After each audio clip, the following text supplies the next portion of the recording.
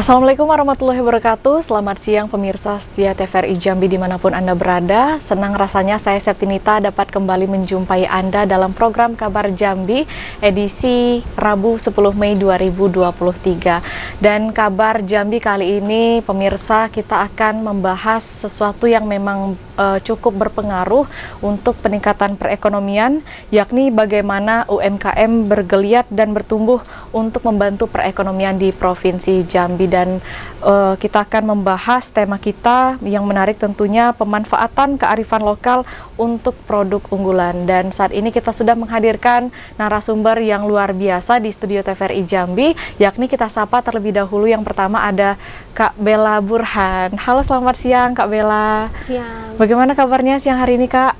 Alhamdulillah baik. Alhamdulillah baik, tetap semangat Kak ya. Kemudian pemirsa kita sapa narasumber kita yang kedua, yakni ada Bang Fitrian Widianto selaku pelaku UMKM. Halo, selamat siang Halo, Bang. selamat siang Kak. Oke, ini disapa dengan siapa nih?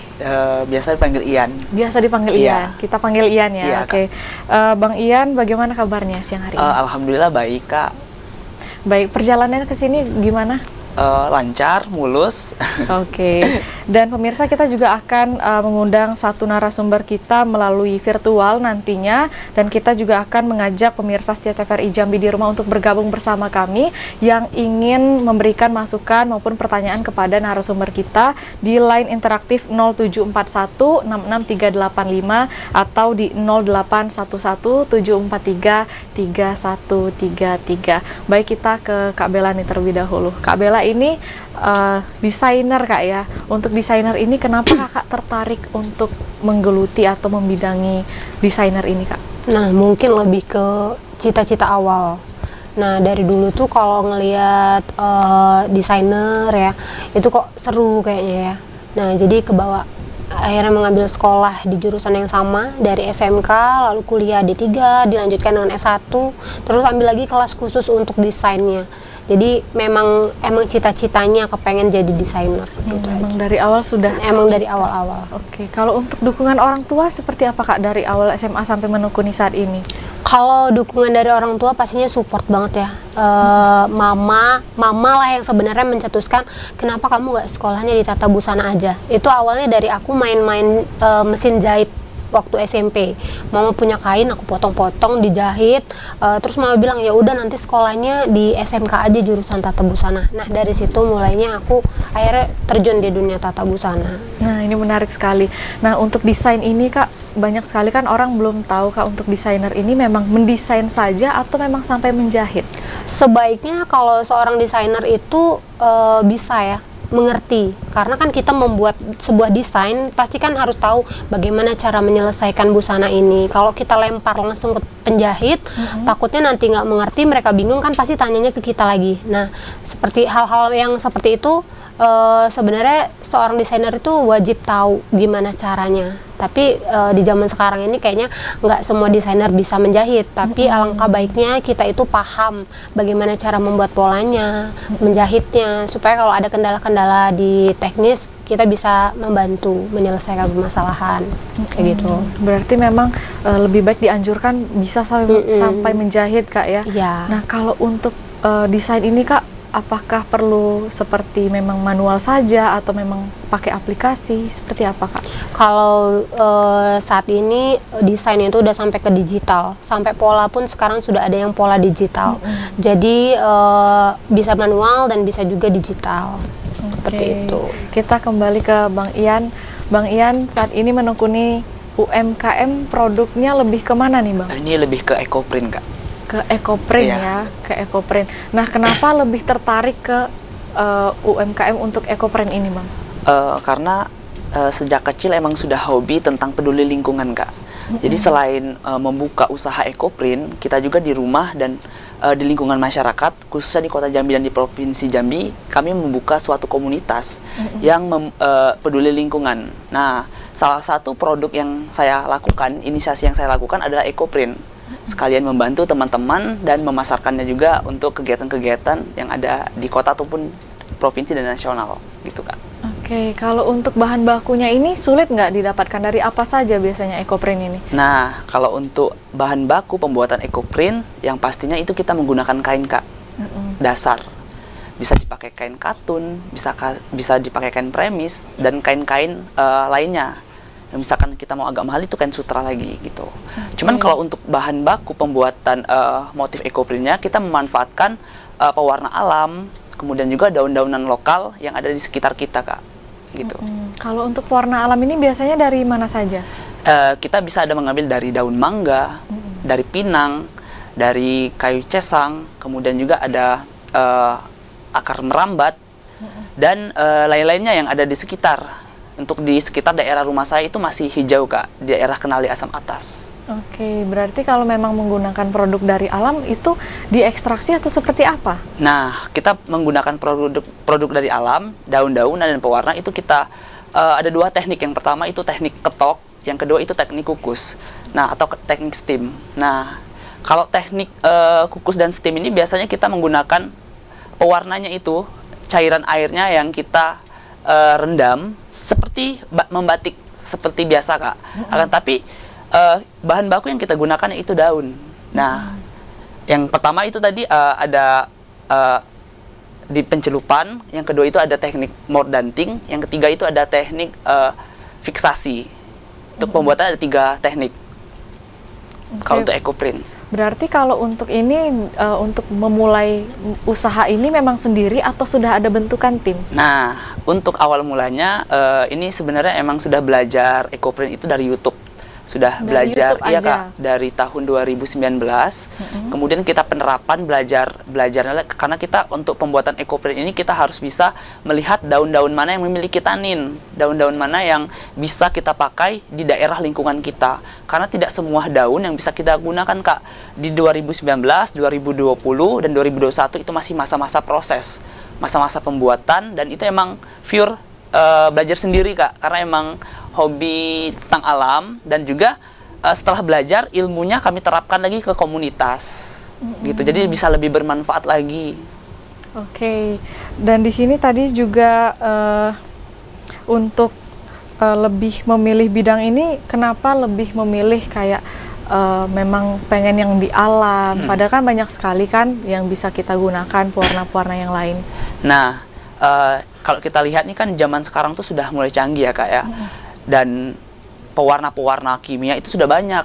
Nah, maka dari itu kami sebagai salah satu pecinta lingkungan membuat suatu terobosan baru mungkin, walaupun ekoprint sudah ada yang sedang marak di Pulau Jawa ya, dan khususnya di Jambi kita masih kurang ya kan Kak, sudah ada tapi masih kurang, dan apalagi anak muda yang bergerak.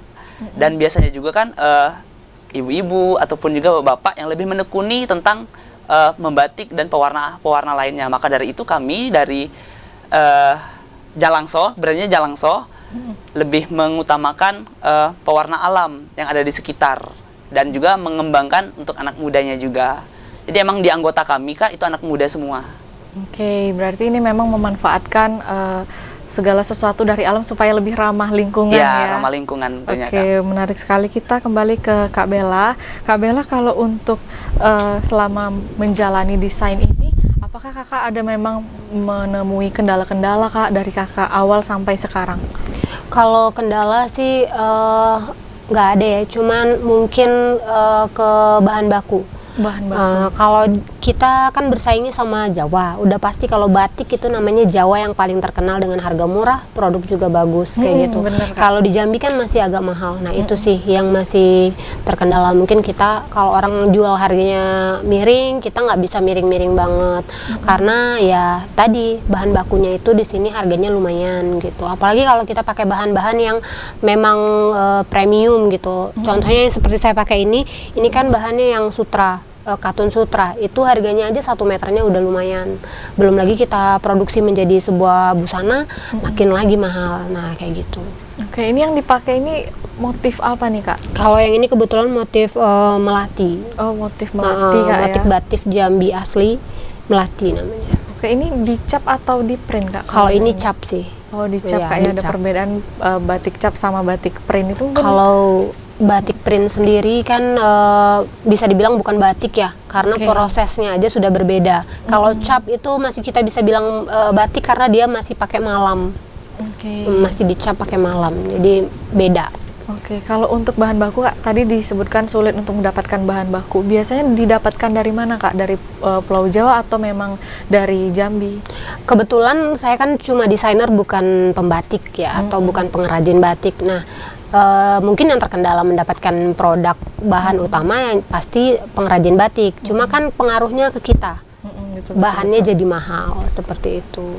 Kalau untuk menjadi seorang desainer ini, apakah kita perlu modal yang besar Kak? Mungkin banyak sekali anak-anak muda yang pengen jadi desain tapi berpikir, wah ini modalnya besar nggak ya? Seperti apa Kak? Kalau dibilang modal besar nggak juga ya. Oh, nggak juga. Nggak juga. Karena sekarang itu banyak cara untuk jadi seorang desainer. Yang pertama mungkin ikut lomba dulu. Kita nggak bisa jahit, kita punya karya kita kasih ke orang supaya dibuatkan jadi baju kan juga bisa. Nggak harus kitanya yang menjahit, atau nggak harus kita beli mesin dulu. Yang penting kita punya dulu pemikiran gimana caranya bikin sebuah desain seperti itu. Nah, jadi kan banyak cara tadi. Jadi nggak besar-besar amat. Cuman kalau memang mau mendapatkan pendidikan yang lebih layak, pastinya biayanya juga nggak main-main. Karena sekolah desain itu sendiri sekarang udah banyak di Indonesia sendiri. Oke, baik. Terus Kak, kalau misal memang ada anak-anak muda nih yang pengen jadi desainer, tapi latar pendidikannya bukan seorang desainer, itu gimana Kak? Ada tips nggak Kak untuk seorang pemula supaya bisa jadi desainer?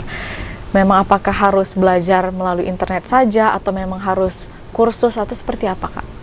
Di Jambi sendiri juga sudah ada sekolah desain. Terus juga internet sekarang sudah banyak banget tutorial menggambar, tutorial buat desain atau apapun itu tentang desain sudah banyak.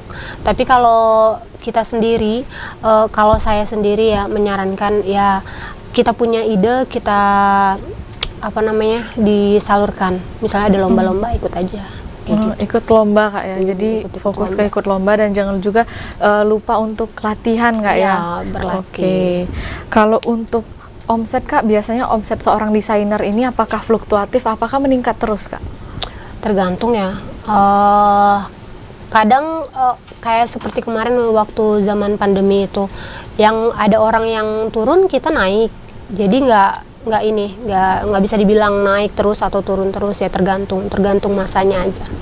Oke, dan biasanya Kak kalau untuk seorang desainer ini mendapatkan referensi biasanya umumnya dari mana Kak? Kalau ide sendiri itu bisa dari mana aja, bisa Oke. dari film, dari Dari musik, film. dari alam, atau kita ngelihat bangunan kok bagus, kita bisa juga. Jadi dari manapun yang kita lihat itu bisa kita jadikan inspirasi.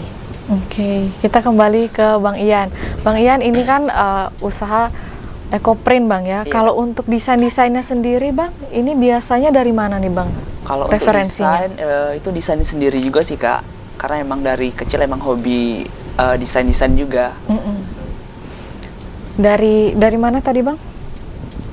Dari sendiri Kak. Oh, dari sendiri Iya, aja emang atau hobi memang desain sendiri juga. memang hobi desain sendiri. Kalau untuk melihat seperti dari karya-karya orang lain atau memang dari desainer terkenal mungkin ada nggak?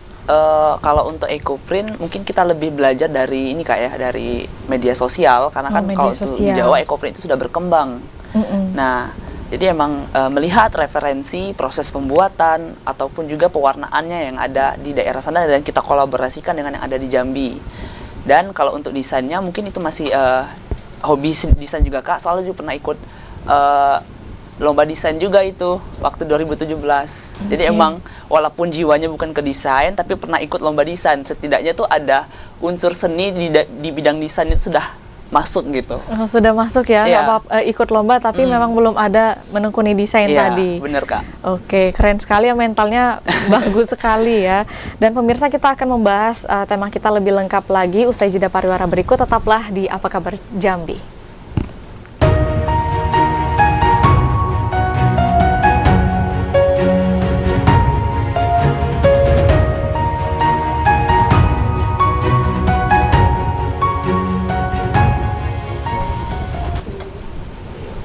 Terima kasih pemirsa, Anda masih bersama kami di Kabar Jambi, masih dengan narasumber kita yang luar biasa, ada Kak Bella Burhan selaku desainer dan juga ada Bang Fitrian Widianto yang sapa akrabnya dipanggil dengan Ian. Iya, Kak. Oke, baik, kita ke Ian. Ian, untuk menjadi seorang pelaku UMKM ini dengan khususnya di bidang ekoprint ini, apakah butuh modal yang besar? Kalau untuk sekarang, Kak, untuk yang pastinya kita butuh modal ya, Kak, ya. Oke. Yang pertama mungkin kita lebih ke bahan bakunya itu kain, karena di kain belum ada diproduksi di Jambi. Sama seperti Kakak, mungkin kan tergantung kain juga yang ada di Jawa kan, Kak. Kalau kita juga ekoprint bahan bakunya adalah itu, Kak, kain. Nah, karena kita emang dari Jawa bawa ke Jambi, dan biasanya juga kalau misalnya kain habis di Jambi, beli ke toko-toko eceran. Nah, itu kan lebih Iya, ini kan lebih jadinya mahal lagi ya. lebih mahal di bahan bakunya, Kak. Oke. Mungkin kalau sudah ada produksi kain di Jambi, mungkin kami lebih enak untuk mengelola dan mengembangkannya lagi Terus gitu. juga untuk menjualnya pun juga lebih terjangkau Iya, ya Kak. oleh masyarakat. Oke, kalau untuk modalnya ini sekitaran berapa, Bang? Kira-kira aja. Kalau biasa kita buat untuk satu produk ekoprint itu biasanya kita menggunakan kain 2 meter. Kain 2 meter itu kain batik biasa, itu bisa diolah untuk berbagai produk-produk ya, Kak, ya. Itu biasanya kalau satu kainnya itu 40.000, 30.000, itu 2 meter. Kalau untuk dengan pewarna-pewarnanya juga masuk nggak nih? Kalau untuk pewarnanya, Kak, Kalau enggak untuk sih. pemula aja gitu. Kalau Udah untuk- cukup kainnya sudah cukup, aja. ya, kain. Karena itu ada di sekitar semua. Oke. Tetap sih dihitung, tapi tidak banyak seperti kain. Oke, terus juga kalau untuk seorang desainer nih, Kak, kalau untuk seorang desainer ini apakah memang kita harus melakukan seperti memang latihan-latihan supaya kita bisa lebih fasih, lebih bisa menggambar, itu seperti apa, Kak, kalau dari Kakak? Sebenarnya kalau banyak juga desainer yang nggak bisa gambar tapi cuma punya ide, bisa banyak kan bingung juga gitu. Ya itu kita memang harus banyak latihan, karena apapun kalau nggak pernah latihan pasti akan kaku ya. Terus ide juga begitu, kalau nggak pernah diasah gimana cara menggali ide juga kita jadinya bingung gitu. Karena dalam membuat karya itu sebenarnya kita itu dalam satu tema. Misalnya kayak kemarin aku bawa ke Indonesia Fashion Week itu temanya kan Lady Vestro. Nah, dalam satu tema itu ada 8 baju kayak 8 gitu. baju Jadi satu kan tema. terkadang dalam satu tema bisa sampai beberapa baju juga, tergantung dengan kebutuhan. Oke, kalau untuk seorang desainer ini, Kak, untuk ngerasa bisanya ini butuh berapa lama sih, Kak, waktunya sampai bisa kita merasa bisa? Kalau dibilang kita merasa bisa ya sampai sekarang juga saya masih haus ya. Oh, masih haus ilmu iya, lah haus ya. ilmu masih Masih belum kurang cukup. terus, iya. Enggak, kalau kita bilang udah cukup tuh belum lah. Jadi kita harus merasa belum puas. Karena kalau kita udah ngerasa puas nanti kita nggak ini lagi. Udah ya udah gitu. Udah nggak mau belajar lagi kan. Jadinya ya udah stuck di situ aja. Jadi kita memang harus banyak-banyak belajar. Oke, berarti kalau untuk sebelum melakukan mengikuti ajang ini, Kak, biasanya mengikuti pelatihan-pelatihan apa aja, Kak, biasanya? Kebetulan kalau pelatihan belum ya. Cuman ada satu kali waktu di tahun 2019 itu aku diajakin pelatihan desain dari Dekranasda Provinsi. Nah, disitulah awal mula karir aku mulai kebuka. Itu cikal bakal dari awalnya aku jadi desainernya, terjun ke dunia desainernya. Di awalnya kan dari 2010 itu cuma penjahit rumahan, tapi memang bisa desain, tapi kan orang belum banyak yang tahu karena kan aku tinggalnya juga di kabupaten ya, jadi mungkin nggak banyak yang tahu, juga nggak ada yang desainer juga nggak terlalu siapa sih desainer, orang mungkin nggak ngeh apa sih desainer itu kayak gitu kan, belum terlalu rame kayak sekarang. Nah, ini kakak kan juga dapat informasinya dari kabupaten ya nih, Kak. Nah, kalau untuk mendapatkan info-info ajang terus juga pelatihan ini biasanya dari mana, Kak? Dapat infonya atau memang dari teman yang sekerabat? Kalau temen malah dulu itu mungkin dari teman kerja. Aku sebenarnya ngajar, aslinya ngajar sambil punya usaha. Nah, ada ibu ini mungkin emang istri pejabat lah kayak gitu, menawarkan ini si bela aja diajakin karena dia bisa desain, bisa jahit kayak gitu. Akhirnya dari situ aku ikut ajang itu lomba. Nah, terus udah ke depannya kan kita udah punya teman-teman yang sefrekuensi, udah banyak yang tahu ini desainer apa. Kalau ada ajang-ajang kan akhirnya kita banyak tahu gara-gara kita banyak masuk ke komunitas yang sama. Satu jaringan kan jadinya. Jadi kalau ada lomba pasti dapet info kayak gitu aja. Oke, pernah ikut ajang apa aja nih Kak? Yang pertama-tama aku ikut itu setelah aku gabung ya, setelah lomba yang pertama tadi. Sebenarnya itu pelatihan, tapi di akhir pelatihan ada lombanya dan alhamdulillah situ aku juara 1. Nah, terus baru aku gabung ke APPMI, Asosiasi Perancang Pengusaha Mode Indonesia yang Jambinya. Aku gabung di situ tahun 2019 kalau nggak salah. Ya, sekitar itulah. Sebelum pandemi pokoknya. Pas pandemi, awal-awal pandemi itu aku ikut di Palembang Fashion Week. Lalu ikut Indonesia Fashion Week yang virtual di tahun 2020. Terus ikut juga Borneo Fashion Bration itu di tahun yang sama, saat pandemi juga, virtual juga. Terus yang terakhir kemarin aku ikut Indonesia Fashion Week 2022 itu. Wow, ini keren sekali ya pemirsa. Jadi memang untuk menjadi seorang desainer ini juga tidak perlu modal yang besar dan bisa kita mengikuti pelatihan-pelatihan terus Kak ya. Dan collab juga yang paling penting, collab sama ya seperti UMKM batik ya kan. Nah, kadang banyak nih yang bikin kita nggak bikin kita keluar modal banyak gara-gara kita banyak kolaborasi. Ya mungkin harusnya beli bahan jadi nggak beli bahan karena kita kolaborasi gitu. Oke, ini menarik sekali ya pemirsa. Kita kembali ke Bang Ian. Bang Ian pernah ikut ajang apa aja nih Bang? Kalau kita di bidang ekoprint itu sebenarnya masih baru ya Kak ya, 2019. 2019 pengembangan dan pembelajaran lah tentang ekoprint, bagaimana mengelola dan membuat produk dari ekoprint. Akan tapi kita setelah 2 tahun berkembang, belajar dan menghasilkan suatu produk, kita di tahun 2021 kita ikut ajang nasional Kak, yaitu Pemuda Pelopor tingkat nasional. Nah, yang kita bawa itu dari Jambi, dalam bidang sumber daya alam, lingkungan, dan pariwisata. Jadi bagaimana produk yang kita hasilkan itu berguna untuk lingkungan, memajukan pariwisata, dan membawa ekonomi menjadi lebih berkembang. Dan itu yang kami bawa, itu ekoprint, dan itu bersaing tingkat nasional di 34 provinsi di tahun 2021. Oh, keren sekali ya. Ya Kak, sebenarnya kalau untuk Pemuda Pelopor tingkat nasional itu dari setiap kabupaten itu diseleksi dulu, kabupaten kota itu diseleksi, jadi dapatlah perwakilan kota dan kabupaten. Kemudian disaingin lagi berdasarkan kabupaten untuk maju satu di tingkat nasional, dan alhamdulillah di tahun 2021 yang majunya saya Kak untuk tingkat nasional. Keren sekali ya udah maju di ajang nasional ya. Nah, sebelum mengikuti ini apakah ada mengikuti pelatihan-pelatihan atau memang ada bantuan dari pemerintah gimana? Kalau untuk pelatihan-pelatihan ataupun kegiatan yang berhubungan dengan bantuan, kita emang dari SMA Kak, emang hobi ikut pelatihan. Nah, karena ya emang butuh pembelajaran lagi. Kalau nggak ikut pelatihan mungkin tidak dapat channel dan tidak dapat ilmu-ilmu yang lainnya yang berhubungan dengan bantuan dan lain-lain. Karena menurut saya pelatihan yang diikut sertakan itu ya dapat channel juga gitu, dapat teman-teman, dapat relasi baru, ilmu baru. Jadi emang dari dulu emang hobi ikut kegiatan dan pelatihan. Kalau untuk bantuan sendiri, alhamdulillah kita di tahun 2020 dapat bantuan dari Kemenparekraf, itu HAKI, hak kekayaan intelektual. Dan itu difasilitasi HKI-nya dari Kemenparekraf di bidang pariwisata. Kemudian dari BUMN juga dapat. Itu kita tempat untuk produksi. Dan kalau untuk swasta lainnya mungkin ada Pertamina dan PLN itu sebagai untuk collab dan kolaborasi. Dan kalau Uniqlo juga kemarin kita lolos kurasi Kak.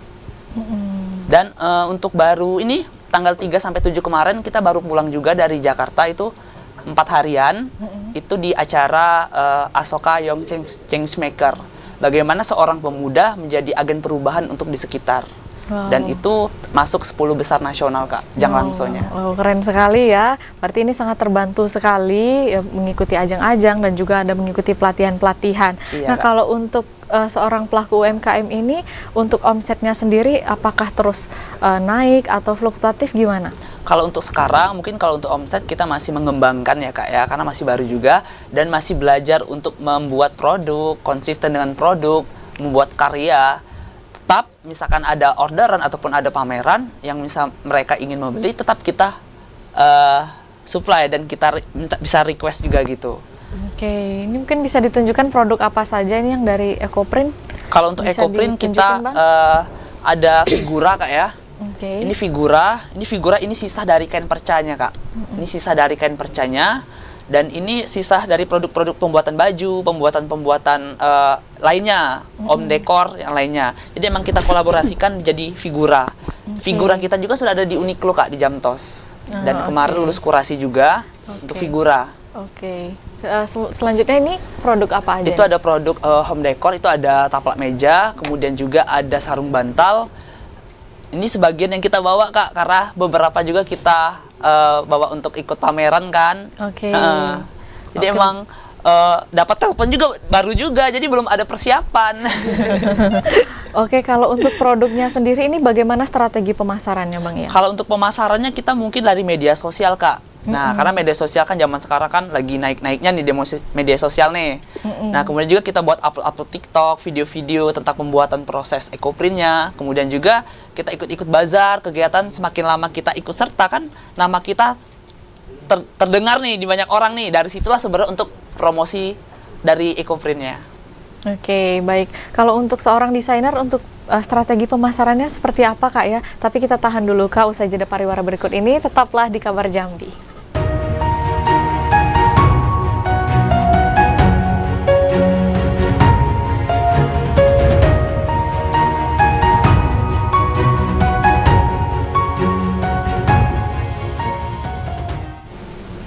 Ya, terima kasih pemirsa, Anda masih bersama kami di program Kabar Jambi, masih dengan tema kita yakni pemanfaatan kearifan lokal untuk produk unggulan dan dengan dua narasumber kita yang luar biasa yakni Kak Bella Burhan selaku desainer dan juga Bang Fitrian Widianto selaku pelaku UMKM. Dan pada segmen ini pemirsa kita akan mengajak pemirsa setia TVRI Jambi di rumah yang ingin bergabung bersama kami, yang ingin memberikan masukan, pertanyaan maupun saran kepada dua narasumber kita, yakni bisa melalui di 0741 66385 atau di 0811 743 3133. Baik, kita ke Kak Bella. Tadi Kak kita belum melanjutkan untuk strategi pemasaran seorang desainer ini seperti apa Kak? Kalau strategi jelasnya sekarang itu lebih ke online ya, media online kayak di TikTok atau di Instagram, tapi aku lebih aktifnya di Instagram, gitu aja. Oke, kalau untuk strategi pemasaran Kak ya.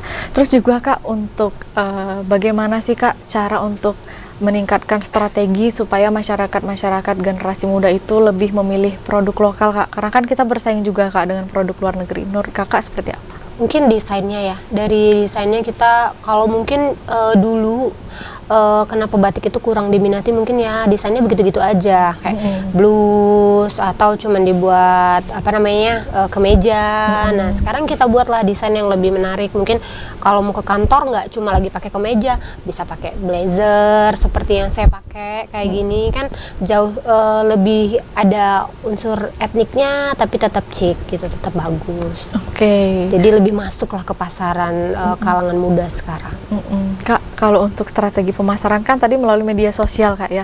Nah untuk mengambil gambar ini apakah Kakak perlu tim atau menyewa kamera atau dilakukan sendiri aja Kak? Nah kebetulan sekarang itu masih sendiri, semua masih masih sendiri, sendiri Kak, ya? Sampai ya. sekarang? Sampai sekarang semua masih sendiri, cuman ya ada foto-foto yang kadang kalau lagi ada event, nah itu kita pakai fotografer sendiri kayak gitu, dibantu lah oleh tim fotografer. Cuman kalau kayak yang masih video-video di rumah atau apa itu masih kita bisa handle sendiri, kita handle sendiri. Oke, Gitu. berarti sampai sekarang tetap sendiri kecuali ada event Kak Iya, ya? ada event. Kalau ada event pasti kita pakai apa namanya fotografer. Jadi ada fotonya, ada videonya seperti itu. Oke, kita ke Bang Ian. Bang Ian, kalau untuk Bang Ian nih kan Ecoprint memang masih belum banyak di Jambi Bang ya. Ya. Bagaimana sih supaya Bang untuk meningkatkan atau upaya-upaya yang dilakukan supaya masyarakat itu melek dengan produk-produk Ecoprint seperti ini? Usaha yang dilakukan mungkin Kak ikut serta kegiatan lah ya Kak ya, ikut pameran, ikut kegiatan pelatihan. Dari situ kan kita makin dikenal dan makin dilihat lah. Contohnya saja bisa kepanggil di sini kan suatu kebanggaan ya Kak ya. Tiba-tiba kok orang kenal Ian Jalangso dari mana gitu kan. Berarti kan pada saat ikut pelatihan dan ikut kegiatan ada orang yang melihat, yang melirik seperti itu. Nah, maka dari itu bisa kesini itu sudah keren lah sebagai salah satu promosi juga sih Kak. Berarti selalu mempromosikan ya, mengajak teman-teman juga Ya, udah. mengajak teman-teman juga. Karena kita di rumah kita ada 50 lebih itu anggota pengurus inti. Dan kalau untuk anggota umum kita banyak Kak yang tersebar di provinsi. Jadi emang sudah kita ajak untuk pelatihan-pelatihan tentang peduli lingkungan dan juga salah satunya produk unggulan kita dari Jalangso itu produk EcoPrint. Gitu. Oke, ini EcoPrint udah produk unggulan ya. Iya.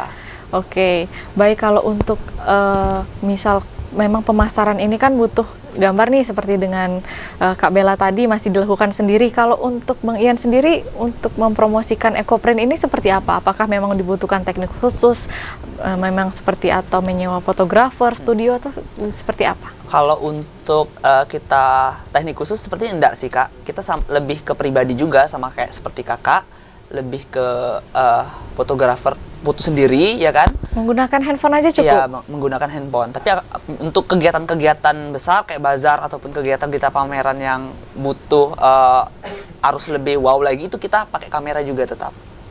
Karena ya kualitas dari gambar tersebut kan harus diutamakan ya Kak ya. Seperti itu. Oke, kalau untuk seorang pelaku UMKM ini ada nggak hal-hal yang perlu diperhatikan supaya omset seorang pelaku UMKM itu selalu meningkat? Ada nggak? Hal yang harus diperhatikan promosi, kemudian juga produksi, jangan sampai terputus gitu. Kalau terputus mungkin ya pelanggan kabur dan juga stop. Kalau sudah stop, pastinya kita sudah mulai mager Kak. Apalagi memproduksi kan. Nah, kalau sudah memproduksi ini ya, kalau sudah stop ya pastinya mageran jadinya. Apalagi kan kami masih kaum muda nih kan butuh perubahan dan suatu inovasi yang baru. Jadi semangat membaranya itu yang harus dikuatkan gitu. Berarti selalu gencar promosi ya. Iya. Pernah nggak kebanjiran produk, misalnya kebanjiran pesanan maksudnya? Dalam waktu dekat ini Kak, karena kan sempat beberapa dideketin sama beberapa calon-calon lah ibaratnya seperti itu. Jadi emang ingin membuat ini, membuat itu. Jadi kami lebih gencar-gencarnya sekarang nih. Karena emang lagi kami mulai lebih aktif-aktifnya semenjak 6 bulan terakhir, 1 tahun terakhir ini. Karena sayang kan kalau tidak dikembangkan, karena kami sudah ada nama ibarat seperti itu. Dan ilmunya juga sudah paham. Kalau misalkan kita nak ngulang dari awal lagi, butuh beberapa tahun lagi Kak untuk belajar dari nol. Iya. Berarti kalau untuk menekuni ini berapa lama waktunya Bang dibutuhkan sampai bisa pemasaran seperti ini? Itu seingat saya Kak, kita untuk belajarnya itu aja 6 bulan Kak. 6 Karena bulan kita tidak ada cukup ya? guru. Tapi untuk lebih pengembangan ke produksinya itu mungkin 1,5 tahun. Oh, sampai ke produksi 1,5 tahun. Dulu waktu awal-awal itu bingung, apa yang namanya tunjung, apa yang namanya tro, itu masih bingung Kak. Kami cek-cek ya, sempat berkolaborasi juga sama pengrajin-pengrajin batik ada di Jambi, sempat belajar juga teknik-teknik apa saja bahan-bahannya, sempat minjam juga, karena kan ya belum tahu belinya di mana ya kan. Nah setelah itu sudah sempat belajar sedikit, oh ini yang namanya tunjung, ini yang namanya tro dan lainnya, udah kita belajar sendiri Kak. Karena untuk sekarang kan EcoPrint memang beberapa sudah ada, tapi masih beberapa ya Kak ya. Jadi emang lebih gencar-gencar lagi untuk lebih dikembangkan lagi. Siapa tahu beberapa tahun ke depan bisa seperti Kakak kan, ikut Fashion Week ya. Ya, ikut ajang-ajang lebih ini lagi. Iya. Dan ini bisa berkolaborasi dong tentunya ya. Bisa. Oke, kalau untuk kainnya sendiri memang apakah memang satu jenis kain ini saja atau bisa banyak kain Macam-macam sebenarnya? Kak. Oh, bisa tergantung banyak request. Ya. Oh, tergantung request, bisa Kalau permintaan pesanan ya? Iya. Akan tetapi kalau pembuatan dari EcoPrint ini Kak, kita tidak bisa menggunakan batik kain polos kimia. Karena itu serat-seratnya Kak. Karena untuk pewarna alam harus dikolaborasikan dengan serat alam juga. Oh, jadi nggak bisa menggunakan yang memang harus alam juga ya? Iya, contohnya katun, itu bisa sutra, tapi yang berbahan serat alam. Kayak kalau kain batik bisa Kak. kain polos putihnya itu. Nah, biasa lebih menggunakan kain polos putih itu. Oh, kalau itu apa yang menyebabkan dia tidak bisa? Apakah dia tidak menyatu atau seperti apa? Ya, karena kalau kalau kainnya sudah kimia, nolak gitu ibaratnya. Jadi emang misalkan ini pewarna kimia, kainnya juga harus kain-kain. Kalau pewarna kimia, kainnya bebas. Tapi kalau ecoprint, pewarnanya alam, kainnya juga harus serat alam, biar warnanya lebih nyatu dan lebih mantap lagi. Oke, kalau memang ini mungkin bisa diceritakan nih teknik-teknik yang sulit itu apa aja sih biasanya, Bang? Nah, kalau untuk sulit ya Kak ya, Tingkat kesulitan yang paling sulit. itu mungkin di proses pembuatan itu ada 3 tadi. Ada 3, yang pertama yaitu pencelupan, itu di awal. Pencelupan itu mungkin kita harus dari kain serat alam itu harus kita leburin dulu. Pastinya kan dari kain itu ada sisa-sisa kimia ya Kak ya. Iya. Itu kita rendam dulu semalaman, pakai truk atau pakai rinso, biar serat-serat kimianya itu keluar. Nah, setelah direndam, kemudian kita keringkan. Kemudian kita masuk ke proses kedua, yaitu mordanting. Mordanting itu proses untuk membuka warna ataupun membuka kain itu lebih pewarna alamnya lebih masuk. Nah, itu proses kedua. Jadi bisa menggunakan kain blanket juga. Kain blanket itu 2 kain. Nanti langsung bebecap dua-duanya. Itu menggunakan daun-daun yang ada. Nah, biasanya juga kalau kain ecoprint ini tidak bisa semuanya sama, Kak. Nah, beda dengan batik. Karena kan kita ajaib lah. Kita menggunakan daunnya berbeda, coraknya juga berbeda, jadi motif-motifnya juga berbeda. Tidak seperti batik.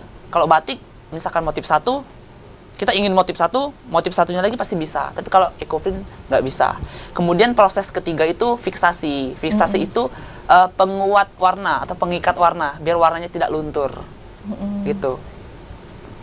Oke, ini ketika pengikat warna ini memang apakah dilakukan penjemuran nggak? Nah, sebelum penjemuran kita setelah kering Kak, setelah itu dimordanting, kita celupkan air kapur biasanya. Nah, itu fungsinya buat apa tuh? Biar mengikat warna.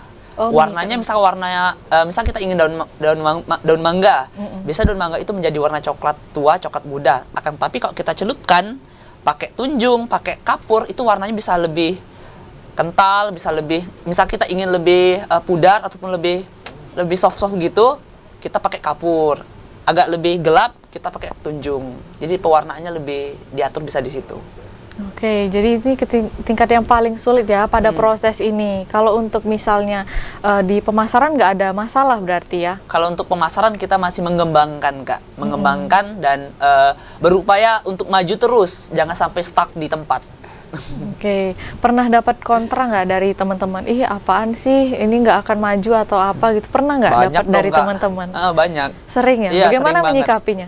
Menyikapinya yaitu karena kita konsisten dari awal. Ya tujuan kita apa? Ingin mengembangkan, kita ingin belajar. Jangan mau ketinggalan sama orang lain.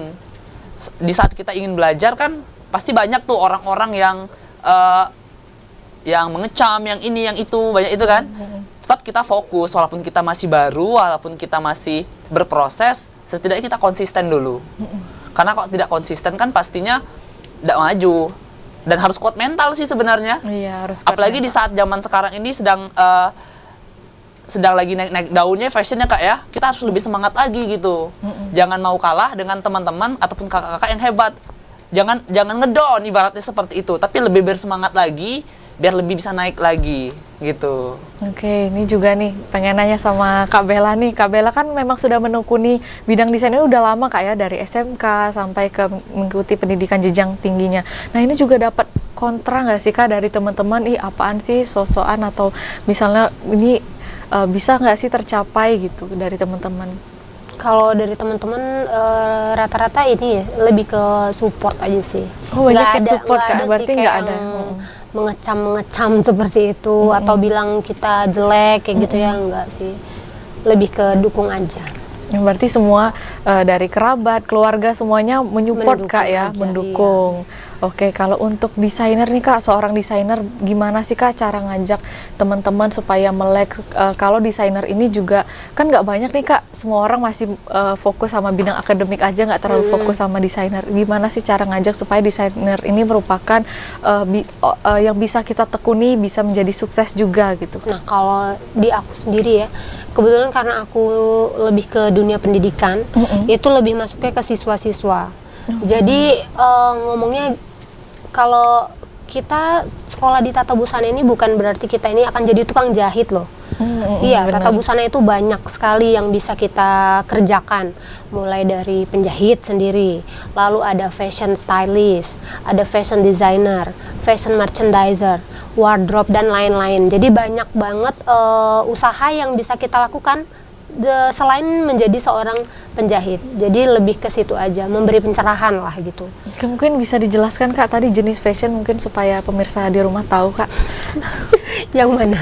Yang jenis tadi ada fashion wardrobe, ada kalau wardrobe biasanya kan kayak di TV-TV banyak kan ya, penyedia atau penyuplai bajunya. Kayak itu. Kalau fashion stylist kan kita bekerja sama, misalnya kayak artis siapa mau nampil di mana, pakai jasa fashion stylistnya siapa, nanti si fashion stylist inilah mencari desainer-desainer siapa aja yang bisa dipinjam bajunya. Nah itu kan ada kayak kerjasamanya, apa yang didapatkan desainer, apakah dipinjam saja atau ada nilai lebihnya atau seperti apa, itu tergantung dari perjanjian. Kalau fashion merchandiser biasanya itu membuat produk dari suatu brand.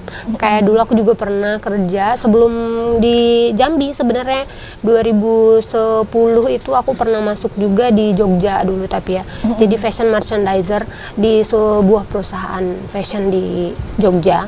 Nah itu kita buat produk, kita yang mendesain produk dari brand tersebut, seperti itu, dan masih banyak yang lain lah. Berarti dari mendesain sampai produksi itu kakak sendiri yang buat? Enggak, kalau kita khusus ngedesain aja. Jadi misalnya satu hari wajib mendesain 100 gambar. Nanti gambar itu dikasih ke produksi, bagian produksi. Ada bagian potong, ada bagian jahit, ada finishing, itu beda-beda. Nanti sampai ke quality control itu beda-beda. Baru nanti akhirnya dibawa ke tokonya atau butiknya, kayak gitu. Lebih kayak gitu sih proses kerjanya. Jadi kita punya tim, bukan kita sendiri, bukan. Oke. Kalau untuk teknik-teknik desainer ini bisa dijelaskan nggak Kak, apa aja Kak biasanya?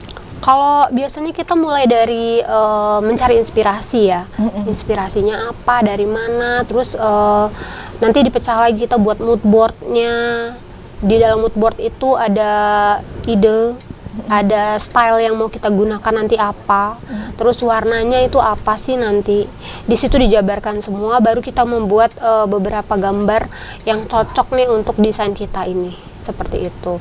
Baru masuk ke dalam proses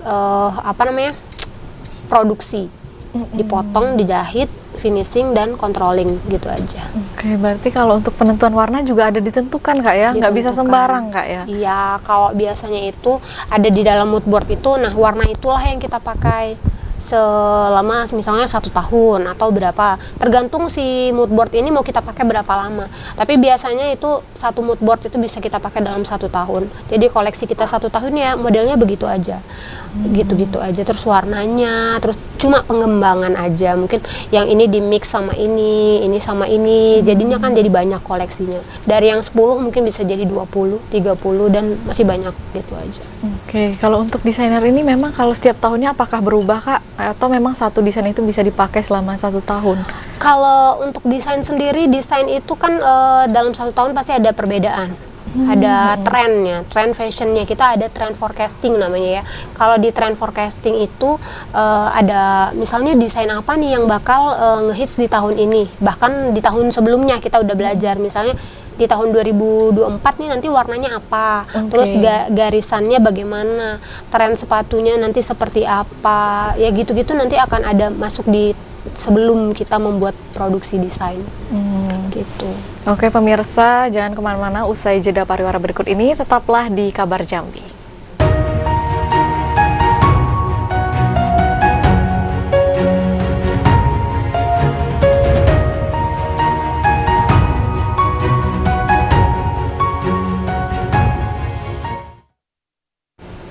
Ya baik pemirsa, terima kasih Anda masih bersama kami di program Kabar Jambi, dan tidak terasa kita sudah memasuki segmen terakhir di penghujung acara, dan kita akan meminta closing statement dari 2 narasumber kita yang luar biasa yang hadir di studio TVRI Jambi pada siang hari ini. Mungkin bisa yang pertama kepada Bang Ian dulu, silakan. Mungkin karena ini pengakhir cerita kita ya di hari ini ya Kak ya.